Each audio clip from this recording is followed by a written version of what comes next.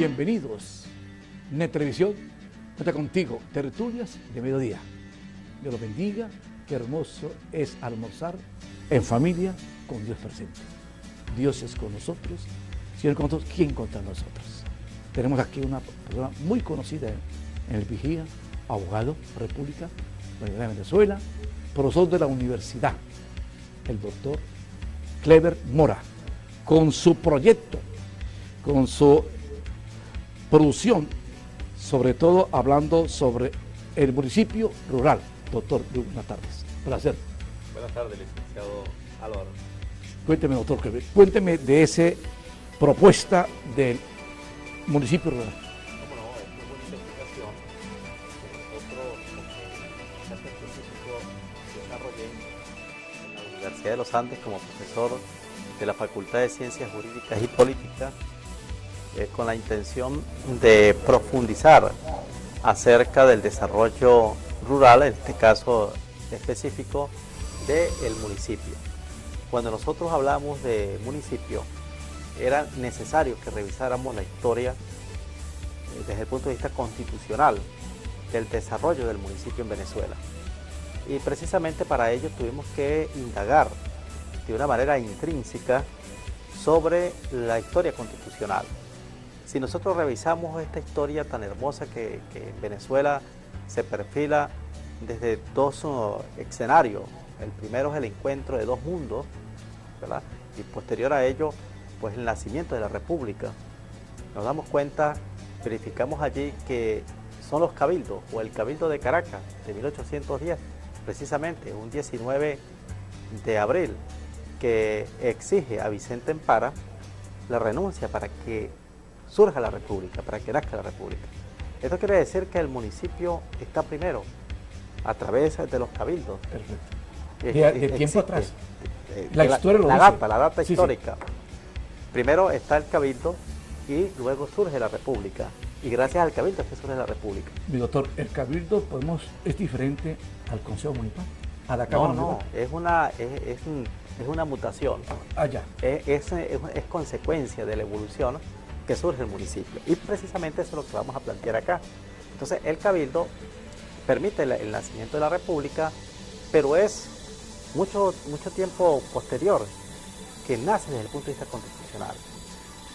En 1857, en esa constitución, como un preámbulo de una de las guerras más largas que existe en la historia nuestra, como es la Guerra Federal, sí.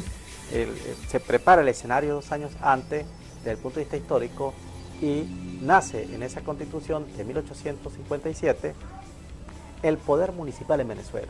Doctor, hay un momento que usted, importante para que conozcan la nueva generación, sí, cómo no, en la Guerra Federal, era quitarle tanta influencia de Caracas y dársela más a los municipios. Correcto, es el enfrentamiento entre el federalismo y el centralismo. Correcto. En este caso, el federalismo se descuidó. Y en ese descuido que tuvo el federalismo, el centralismo promueve la Constitución de 1857, por eso le digo como una antesala de ese enfrentamiento. Ya existían las dos ideologías, pero como antesala de ese enfrentamiento, el centralismo genera la Constitución de 1857 y nace el poder público municipal. Pero nace el poder público municipal no con una intención descentralizadora, sino para centralizar el poder, para eliminar las provincias. Perfecto. Y que el poder municipal, desde un espacio de punto geográfico, eran los cantones, no era el municipio que hoy en día conocemos. Los cantones era la representación de esa unidad territorial del momento, que hoy en día conocemos como municipio, para que entendamos, ¿no? ¿Qué es diferente un municipio a una capital? ¿O un municipio abarca capital, pueblos, ciudades? No, el municipio es la unidad primaria que existe dentro de la geografía nacional, luego viene la región, que es el Estado, o sea, que es el Estado, y luego el país completo. Perfecto. Entonces, el municipio es comunidad política, forma parte de esa división política territorial, pero es la expresión más cercana al ciudadano. Ya. ¿Ok? Y posterior a ello, pues, o la estructura que él tiene, están las parroquias. Porque, doctor Clever, aquí hacemos una especie de... Se habla de rural y también se habla del urbano. Y siempre vemos que el urbano es la ciudad y rural son la parte de los campos, las fincas, los fundos. Correcto, correcto. Entonces, en 1857, esa constitución elimina las provincias, el cantón está dependiendo del poder central, por eso se llama la constitución centralista, la constitución de 1857. Y en ese escenario que estamos planteando, lamentablemente el cantón, a través del gobierno local del entonces, permite una descentralización entre comillas. Mira lo contradictorio. Sí. Una descentralización entre comillas porque aun cuando elimina las provincias y depende del gobierno central, tiene la posibilidad en primer lugar de organizar la policía urbana rural. Perfecto. ¿Ok? Los abastos, los cementerios, las vías de desarrollo tanto urbanas como rural. Sin embargo, no se habla de un municipio rural aun cuando la esencia económica del momento era la producción de café y cacao. Éramos monoproductores agrícolas. Y lo produció más lo rural que lo urbano. Era más productivo el rural que el urbano. Por supuesto, era más importante el rural que el urbano, claro, pero porque esa era la economía y la producción. Sí, pero ya desde su nacimiento, como usted lo acaba de decir, indicaba que el poder municipal tenía que ubicarse en las cabeceras de cada cantón. Y las cabeceras de cada cantón estaba el centro poblado de mayor concentración. Como una especie de capital. Como una especie de capital, pero de ese espacio geográfico primario, que eran los cantones. Bueno, vamos ya, mi querido doctor, al primer corte comercial y seguimos muy interesante, acervo histórico. Doctor Kelvin Mora, NET Televisión. Cuento contigo, tertulias de mediodía.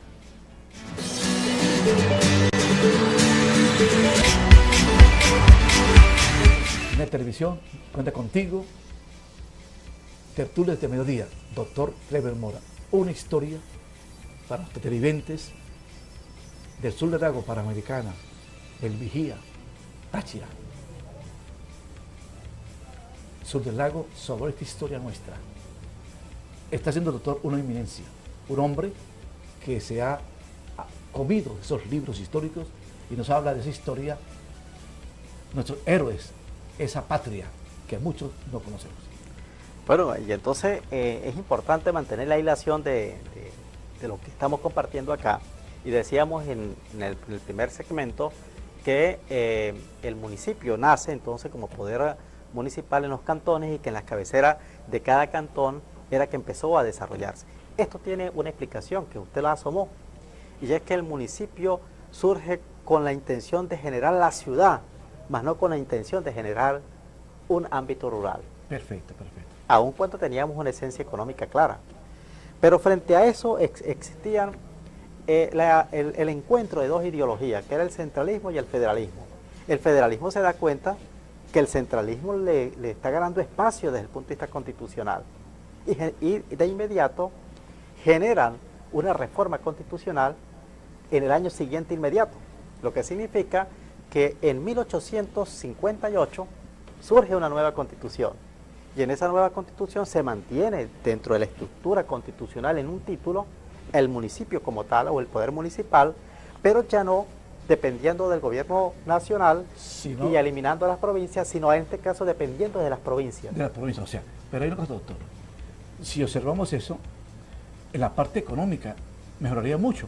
¿Por qué? Porque si hablamos de algo rural, es donde nace el producto. Así es. ¿Me explico? Así Entonces, es. El problema es de que entonces al asumirlo lo central o la capital le quita un poco de, digamos, la parte económica, puede subir más para el producto que se consume en lo rural. Y puede mejorar la calidad de vida del productor. Bueno, mire, esta situación del enfrentamiento de estas dos ideologías, del centralismo y del federalismo, le costó la ausencia en el ámbito constitucional al poder municipal 3 décadas. ¿Cómo va a ser? En las 3 décadas siguientes no apareció en ningún momento el poder municipal en la Constitución de 1964, de 1974 y de 1864, 1874 y 1881. Fue a finales ya del siglo XIX que comienza a hablarse de municipios y de distritos, pero en algunas sesiones o en algunos capítulos de la Constitución. no directamente como un capítulo como tal. Luego entramos Esa es la parte eje territorial de Venezuela. Sí, pero no solamente un eje territorial, del mapa, sino una entidad territorial, ya, para que hablamos no solamente de un espacio físico, sino también de un gobierno local. Perfecto. Entonces, en el siglo XX, a principios... Disculpe, entonces, si hablamos en la parte política, no habían gobernadores, no habían alcaldes. O era un corregidor. No, sí había, sí existían. Pero existía sí existían el gobernador sí existían en la gobernadores, capital. claro, sí existían. ¿Y los alcaldes? No existían alcaldes. No existían, eran concejales o ediles. Correcto. Y estos concejales y ediles, en su mayoría, no eran electos todavía, sino eran puestos por los gobernadores. Perfecto, el pueblo no elegía. No elegía. Y dentro del seno de ellos era que se elegía el presidente de ese consejo municipal, porque ya existía para ese momento el consejo municipal, incluso las parroquias. Perfecto. Al inicio del siglo XX, es hasta finales de la tercera década que en la Constitución de 1929 aparece por primera vez las competencias propias del municipio. Se delega al municipio cierta autoridad. Ya se le delega cierta autoridad, pero un municipio que va a ser dependiente de los distritos, por eso se hablaban de distritos federales. Sí. Y se hablaban de distritos municipales, porque los municipios dependían del distrito, lo que significa que el distrito es supramunicipal, está por encima del municipio. Y el municipio, a pesar de que estaba desde el punto de vista territorial demarcado por parroquias, parecía una analogía, la podemos plantear como las parroquias hoy en día. Perfecto. Tenía ese tipo de importancia como tal. Y tenían autonomía desde el punto de vista administrativo, desde el punto de vista económico. Pero no tenían autonomía desde el punto de vista político porque sus autoridades no eran electas. Perfecto. No había posibilidad de elegirlo. Bien, en 1929 las competencias, una de las primeras competencias es el desarrollo urbano. No se habla de un desarrollo rural, pero entendamos los momentos históricos. En 1929, ¿quién estaba? ¿Y cuál era el escenario económico de Venezuela? Ya empezamos a dejar de ser monoproductor agropecuario o agrícola, en este caso específicamente del café y del cacao. Ya dependíamos de otro del petróleo. Ya empezamos a explotar el petróleo. Y toda la balanza se fue hacia esa economía, hacia el proceso económico rentístico petrolero. Doctor Kleber, para usted, la llegada del petróleo fue buena o mala? No, es bueno, todo lo que llega en un país es importante. Pero no lo que tú acabas de decir, pero deja otros lucros. Pero la estrategia que utilizaron para la explotación fue lo errado. Ya. Tenemos nosotros un vecino paisano merideño que dejó un legado importante y que nuestro municipio tiene su epónimo, que es el doctor Alberto Adriani. El doctor Alberto Adriani, en su tesis, ya más adelante, en 1936, cuando inauguró el Ministerio de Agricultura en Venezuela, él en su tesis dejó una frase importante que la mantuvo en el tiempo y el espacio posterior a Arturo Galpietri. Y esa frase era: debemos sembrar el petróleo. Correcto. ¿Qué significaba sembrar el petróleo? Sí, señor. ¿Qué significaba sembrar el petróleo? Bueno, sencillamente invertir los recursos provenientes de la renta petrolera en la agricultura. En la tierra. En la tierra. Perfecto. Y darle un empuje, un desarrollo, claro, para que no seamos monoproductores solamente en este caso ahora de petróleo, sino que tuviésemos una diversidad de ingresos económicos para el país. O sea, porque tenemos una tierra fértil. Claro. Que produce. Así es. Entonces el municipio en 1936 continúa dependiendo del distrito y con un escenario muy opaco frente a esa realidad distrital. En 1936 teníamos que entender, ya no estaba Juan Vicente Gómez. No. Ya estaba Eleazar López Contreras. 27 años. 27 años. Y Eleazar López Contreras quiso darle una importancia significativa al municipio, pero tampoco le dio dentro de su estructura constitucional un título, sino que lo tuvo relegado en algunas sesiones. Y así, bueno, más adelante, cuando nosotros vemos la Constitución de 1945, que fue una constitución importante, que estaba Isaías Medina Garita, un hombre visionario, democrático. Bueno, él, dentro de esa estructura del municipio como tal, permitió que hicieran elecciones a los ediles o a los concejales. Ya se podía votar, era una democracia que él presenta representativa, y los ediles pues podían representar a la comunidad. Sin embargo, amigo mío, el municipio como tal, en 1945, las primeras características era el desarrollo urbano, no el desarrollo rural. Vamos a otro corte comercial a través de Netelevisión. Contigo, Tertulias de Mediodía. Volvemos, Tertulias de Mediodía, Netelevisión, contigo, doctor Clever Mora. Estamos usando varias constituciones, estamos llegando ya a 1945. ¿Qué pasó ahí? En 1945 se ratifican, por supuesto, las competencias propias del municipio, que por primera vez aparecen en la Constitución de 1929, aún cuando aparece fue por allá en un capítulo, no en un título de la Constitución, pero en 1945 sí se visualiza como tal, se ratifican esas competencias y se reafirma el desarrollo urbano, dejando a un lado el desarrollo rural. Y en 1947, que es una constitución producto a un hombre visionario, dinámico, un hombre proactivo, como lo fue Rómulo Betancourt. 70 años. En 1947, después de 70 años de ausencia del poder público municipal dentro de un título en la Constitución, esta Constitución lo plantea desde el punto de vista sistémico ya como un título, ya no como un capítulo, sino como un título. Y ratifica las competencias propias del municipio desde el punto de vista del abasto, desde el punto de vista del cementerio, de las plazas, parques, es decir, los servicios públicos, el agua potable, ya se habla del aseo, una visión totalmente diferente, pero acercándose más a la ciudad. Tampoco se le da importancia al municipio rural, tampoco se le da importancia al municipio rural, sino es el municipio que va en busca de la ciudad, no de lo rural. Entonces, mire cómo poco a poco nosotros podemos entender que el desarrollo rural en Venezuela, y que la frase de Alberto Adriani, que transporta por muchos años al rural Piatra de sembrar el petróleo, no se toma en cuenta. No se toma en cuenta. Y se va olvidando el campo y vamos a tener un productor desasistido. Porque yo le digo a los estudiantes míos en la aula, ustedes revisen un pequeño y mediano productor en Europa.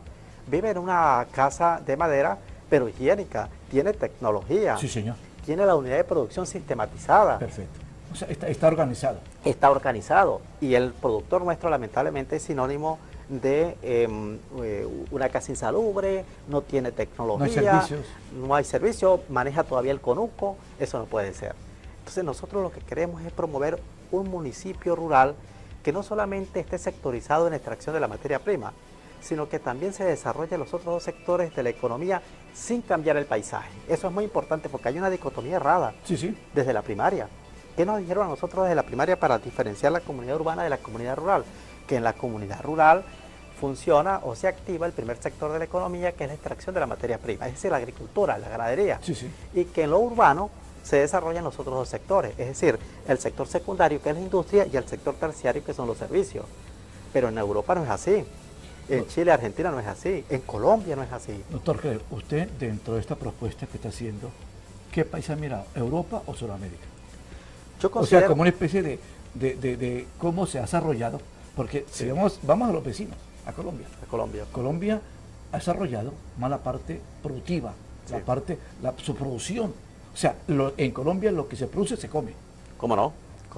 Yo considero que nosotros tenemos que hacer, y tenemos una variedad de paisajes, una variedad de condiciones climáticas, somos tan privilegiados por Dios, que yo considero que tenemos que hacer una integración de diferentes ejemplos, tanto de Europa como de Latinoamérica.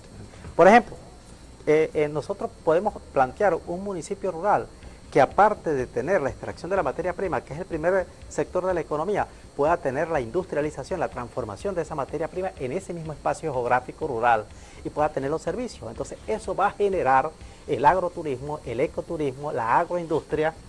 Yo puedo entonces, por decir algo, en el municipio Alberto Adriani, yo podría ir, por ejemplo, para Mucujepe, ir a buscar cítricos.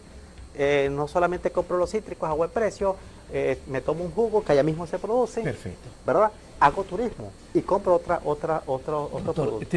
al hablar usted, y si miramos parte de nuestro mundo, ¿usted cree que lleguemos a una tecnología que el mismo productor viva ahí mismo, con la familia? Claro, esa es la idea. Que viva con la familia, o sea, y colocarle los servicios, por ejemplo, que tengan los muchachos, aquí está una buena escuela, ¿verdad? Todo cerca. Es como centralizar el municipio o el rural para que el producto salga y a la vez se beneficie el pueblo con más económico. Eso significa no sectorizar el campo. Correcto, correcto. Sino que se vea la complejidad, el enfoque sistémico. No solamente la extracción de la materia prima, sino que también tengan otras actividades que generen ingresos. Yo les voy a poner un ejemplo. Ustedes conocen el kilómetro 9. Claro. En el kilómetro 9 hay unas grandes unidades de producción. Está la familia Zambrano, a la cual les envío desde acá un gran abrazo, muy querida esa familia para mí. Allá tienen producción de ganado, en esa zona también se produce leche, ¿verdad? Entonces podemos nosotros hacer una ruta turística rural perfecto. En el kilómetro 9, donde usted dice, bueno, el sábado voy en la mañana para el kilómetro 9. Y voy entonces a comprar la carne a mejor precio porque allá hay un frigorífico que me la está dando a mejor precio. Y no tiene esa manera de que pasa de un a otro y a otro. Así el mismo lo va a vender. Del mismo productor, hermano, es el mismo productor. Pero además, allá puedo comprar el queso. Y puedo comprar una parrilla, porque allá hay un asador, un parque para los hijos. Eso es lo que se llama ecoturismo. Y mantienen el ambiente sin alterar el paisaje rural. Vamos a otro corte comercial y seguimos en Net Televisión. Quédate contigo, Tertulias de Mediodía. Parte final de este gran programa con un hombre que sabe cultura, que tiene un proyecto, propuesta muy interesante. A través de Net Televisión, quédate contigo, Tertulias de Mediodía. Doctor Kleber, me da una idea. Alguien me preguntó una vez que quién quería el vigía. Yo le hablé sobre innovación, un parque automotor agrícola, un parque. ¿Por qué? Usted lo acaba de decir, kilómetro 9, parte de nuestra geografía es productiva. ¿Estaría usted, por ejemplo, ahora que usted me habla de que podamos conseguir en ese parque no solamente paisajes, producción y también recreación? Sí, cómo no. El vigía, recuerde que tiene un 70% de área rural. Perfecto. Es solo un 30% que es urbana. Y que ha crecido en forma anárquica, lamentablemente, porque no hemos tenido esa visión de organizarla, de plantear un desarrollo urbano bien dinámico, proactivo, visionario. El área rural la tenemos abandonada. Tenemos la parroquia Gabriel Picón González, la parroquia Nucet Izardi, la parroquia Héctor Amable Mora, una gran parte de la parroquia Monseñor Pulido Méndez, una gran parte de la parroquia Rómulo Gallego y, por supuesto, también una gran parte de la parroquia Presidente Páez, que es lo rural. Tenemos un gran potencial. Entonces lo que tenemos que es generar en la ley, desarrollar esta propuesta. Quiero agradecerle a la Cámara Municipal, a Luis Quintero, presidente, a José Ramón Gutiérrez, vicepresidente, y a todos los concejales que presenté esta propuesta y me apoyaron. Se creó ya la comisión que va a redactar la propuesta ante la Asamblea Nacional para incluir al municipio rural en la ley. Porque, ¿qué es lo para que pasa? Que empiece a ser dentro de la Constitución. Claro, y dentro de la ley del Poder Público Municipal. Perfecto. Porque la Constitución de 1953 se casó más con el desarrollo urbano. Perfecto. Y la Constitución de 1961, a pesar de que es la que logra conceptualizar al municipio como la unidad política primaria y autónoma, también se casa con lo urbano. Tardan 17 años para que se crea la ley de régimen municipal, en 1978, después de 1961, y el primer competencia que tiene el municipio, la competencia propia, es los planes de desarrollo urbano. Doctor Kleber, ya hablando de ese municipio rural, vamos a hablar de 99 para acá. ¿Cree que el presidente Chávez y ahora Maduro, con la formación de los huertos viveros, en parte está buscando ese municipio rural? No, eso es otra cosa. ¿Es otra cosa? Eso es otra cosa, eso es sembrar dentro de la ciudad. Okay. Ya es diferente. Es una alternativa de alimentos, eso es totalmente diferente. Es solamente para buscar alimentos. Eso es para buscar alimentos y desconociendo aún más la posibilidad de generarse el municipio rural. Por ejemplo, la Constitución de 1961 lo deja por fuera, pero también la Constitución de 1999. porque como consecuencia de esa constitución surge la ley del poder público municipal. Y la ley del poder público municipal, la primera competencia que hay es el desarrollo urbano. Lo que significa que ni la cuarta ni la quinta se interesaron realmente por el municipio rural en Venezuela. Eso es importante que lo tengamos claro. Sin embargo, en la década del 60, el 5 de marzo de 1961, Rómulo Betancourt plantea la reforma agraria, que fue importante, de trascendencia, pero no pensaron en el municipio rural. Ahora, ¿qué consecuencia trae que no exista el municipio rural dentro de la legislación venezolana? Bueno, que las políticas públicas de lo local, del municipio, que son políticas públicas urbanas, también se aplican esas mismas políticas en los escenarios rurales. Estamos buscando que haya una inclusión del municipio rural para que existan políticas públicas rurales específicas en esas áreas rurales y se pueda garantizar entonces no solamente la alimentación, sino el agroturismo, la agroindustria, la agroecología y un escenario importante de conservación ambiental del paisaje natural para que caminemos en un buen presente y construyamos un gran futuro. Doctor Clemente, ya la propuesta, se forma ley, se aprueba en la asamblea, es la ley. ¿Qué viene después? Una redistribución del territorio para poder demarcar los municipios rurales como tal. Para que, por ejemplo, mayor producción. Para que, por ejemplo, ahí pensaríamos, si la parroquia Gabriel Picón González con parte de la parroquia Rómulo Gallego sería un municipio rural. Y podamos establecer políticas públicas para ese municipio rural. Si gran parte de la parroquia, o casi toda la parroquia Nuceta Izardi, con gran parte de la parroquia Pulido Méndez, podría establecerse un municipio rural. Y en consecuencia, la parroquia Héctor Amable Mora también podría ser un municipio rural. Entonces, una distribución de la territorialidad en Venezuela, mayor posibilidad de municipio rural y una garantía de ese artículo 305 de la Constitución Nacional que habla de la seguridad agroalimentaria. Doctor, muy agradecido, muy interesante, fabuloso. Esperamos, doctor, que usted, ese proyecto, ese acuerdo, esa propuesta, llegue a feliz término, porque en verdad eso es lo que estamos necesitando, un país productivo, que no exportemos, sino que tengamos y al contrario, importemos.